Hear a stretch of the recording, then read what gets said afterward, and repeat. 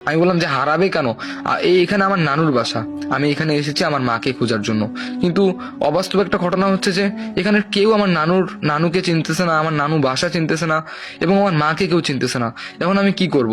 তখন সে মেয়েটা বলল, তোমার নানুর নাম কি? আমি বললাম যে সলিম উদ্দিন। তারপরে বললো যে তোমার মায়ের নাম?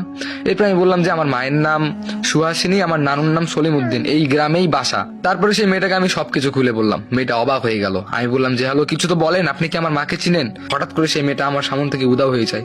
আমি এটা ভেবেই অবাক হচ্ছি মেয়েটা গেল কোথায়। তারপরে পিছন দিকে তাকিয়ে দেখি পিছনে আমার একটা বিশাল বড় একটা সাপ আছে। আমি অবাক হয়ে গেলাম। সামনে একটা বাস দেখতে পেলাম। সেই বাসটা আমি দৌড়ে গিয়ে হাতে নিলাম। হাতে নিয়ে চিন্তা করতেছি এই সাপটাকে আমি মেরে ফেলবো, কারণ এই সাপটাকে যদি আমি না মারি তাহলে সাপটা আমাকে ছোবল দিয়ে দিবে।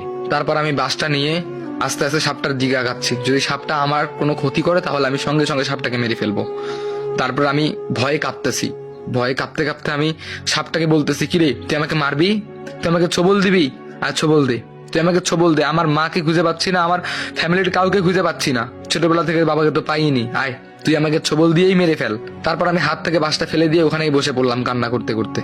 আমার আর কিচ্ছু ভালো লাগতেছে না, কেউ নাই। এই সবগুলো মানুষ কেমন যেন অচেনা হয়ে গেছে, কেউ আমাকে চিনতেছে না। কিছুদিন আগে আমি এখানে আসলাম, ওখানে বসে পড়লাম, আমি বসে কান্না করতেছি। হঠাৎ করে মাথা তুলে দেখতে পেলাম সেই মেয়েটা। আমি বললাম যে আরে তুমি এখনই কই থেকে এলে? তুমি তো কিছুক্ষণ আগে ছিলে না। আর ওই সাপটা? তারপরে তাকিয়ে দেখলাম সাপটাও নাই। সাপটা গেল কোথায়? আমি অবাক হয়ে গেলাম। তখন সেই মেয়েটা আমাকে বলল, তুমি তোমার মাকে খুঁজতেছো? আমি বললাম যে হ্যাঁ। তখন সেই মেয়েটা বলল, আমি তোমার মা। আমি বললাম যে কি বলেন আপনি? আপনি আমার মা? কান ফাটাই ফেলবো আপনার, কি বলেন এগুলা? পাগল ছাগলের মতো কথা।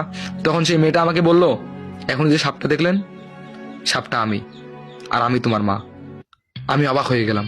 বললাম যে পাগল হইছে এটা, কি বলে সাপ হয়, আবার হয় নাকি মা? দূর, আপনার কাছে মাপও চাই, দোহাও চাই। আপনি এখান থেকে যান আর আমার পিছু ছাড়েন, আমি যাই আমার মতো, ঠিক আছে? এমনি আমি পাগল হয়ে যাইতেছি, আরে এই কি কি বলতেছে। তারপরে আমি ওই মেয়েটার কথা না শুনে হাতের মধ্যে বাসটা নিলাম, নিয়ে আমি আমার মতো হাঁটা শুরু করলাম। কিছু দূর গেলাম, যাওয়ার পরে সেই মেয়েটা আবার ডাক দিল। এরপরে আমি ভয়ে ভয়ে পিছনে তাকিয়ে দেখলাম ওই মেয়েটা নাই, ওটা আমার মা দাঁড়িয়ে আছে। এখানেই কিন্তু গল্প শেষ নয়, গল্প আরো অনেক বড় আছে।